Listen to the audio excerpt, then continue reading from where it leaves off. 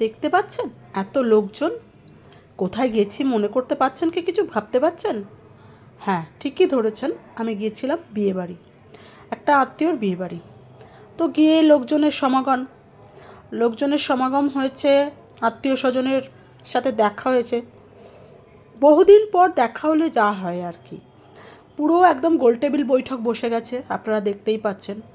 খাওয়া দাওয়ার থেকেও বড় জরুরি হচ্ছে কথোপকথন, তাই কথোপকথন চলছে, দীর্ঘমেয়াদী কথোপকথন। এর সাথে ওর সাথে দেখা হচ্ছে অনেক দিন পর, তো আলাপচারিতা হচ্ছে, এই আর কি। তার মধ্যেই টুকিটাকি খাওয়া চলছে, মানে মেন খাওয়া দাওয়ার যেটা হবে সেটা হচ্ছে না, কিন্তু দেখা হয়েছে লোকজনের সাথে, এই আনন্দ। সবাই একদম আনন্দে আত্মহারা যাকে বলে। তো তার মধ্যেই যে যতটা পারছে খেয়ে নিচ্ছে। আর এখন তো সব জায়গায় বুফে, তো বুফে সিস্টেমে খাওয়া দাওয়াও হচ্ছে, আবার আলাপচারিতাও হচ্ছে।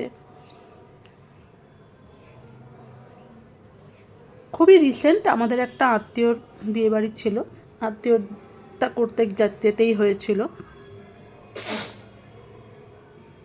তো দেখতেই পাচ্ছেন খুব সাজগোজ হয়েছে সবাইয়ের। আমার মা, প্রথমেই বলে রাখি এটা অনেক লেট আপডেট, কাজের মাঝে আর দেওয়া হয়নি।